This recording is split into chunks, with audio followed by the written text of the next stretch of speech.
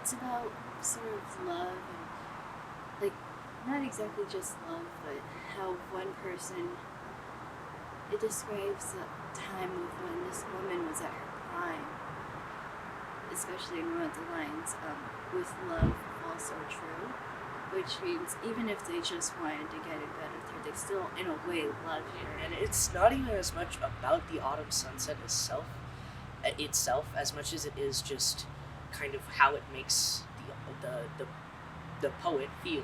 It was the only poem on the All of Poetry Out Loud website that I could find that I actually connected to. I felt the emotion and the situation behind it. It took me about 4 hours searching through Poetry Out Loud poems to find it. I'm gonna be completely honest, I didn't choose it. I didn't know about the poetry competition because I was out of school. At first I felt kind of uncomfortable with reading it because it's a poem about being Native and about commanding other people to accept that they're Native. And that's the way it looks in my mind. And I am Native.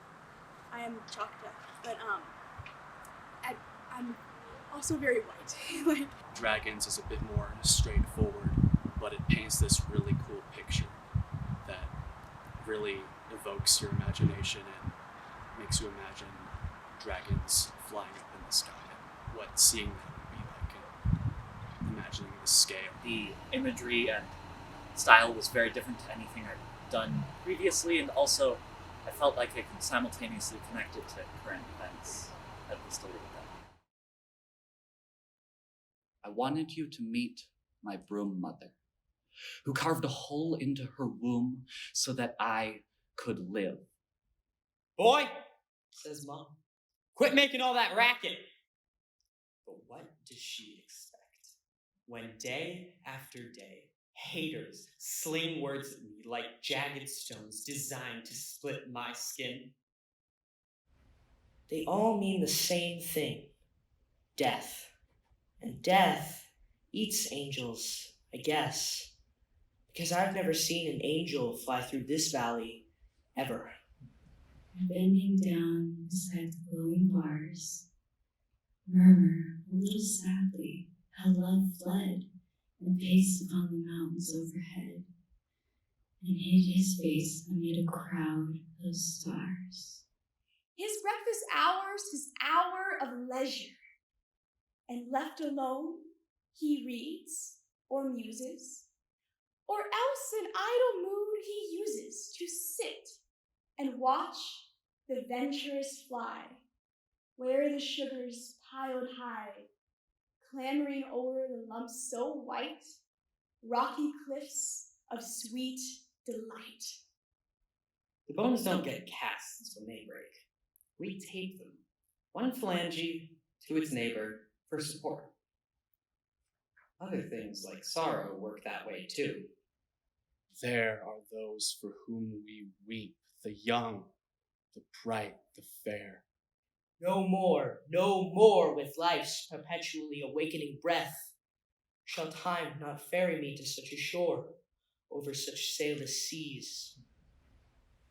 September was when it began. Locusts dying in the fields, our dogs silent, moving like shadows on a wall, and strange worms crawling, flies of a kind we had never seen before, huge vineyard moths, badgers and snakes abandoning their holes in the field, the fruit gone rotten. 1, 2, 3. When I get to 10, I snatch up journal and pen, flip to a clean page, and unload my hurt and my rage till I can breathe again. Letter by letter, I rediscover my power to decide which words matter, which words don't, and whose. As their bodies blotted out the sun, the forest faded to silver point. Current of cool air extended from the bottomlands, an intimation of October, and the bowl of sky deepened its celestial archaeology. their tails, like banners of a vast army that swept past Orion and his retinue to sighs and scattered applause, the faint wail of a child crying. And in her hand swings high o'erhead, above the waste of war, the silver torchlight of the evening star. I wanted to look under the rubble fields for once. For you, if you approved. Flee into the bullet-riddled openness and fall flat, arched askew, under the rubble sheets, and let the rubble fill me with its sharp plates and ripped dust. She says, Pelo largo is a young woman's game. In a few years, she will be older than my grandmother ever was. When we enter this world, we are born hungry.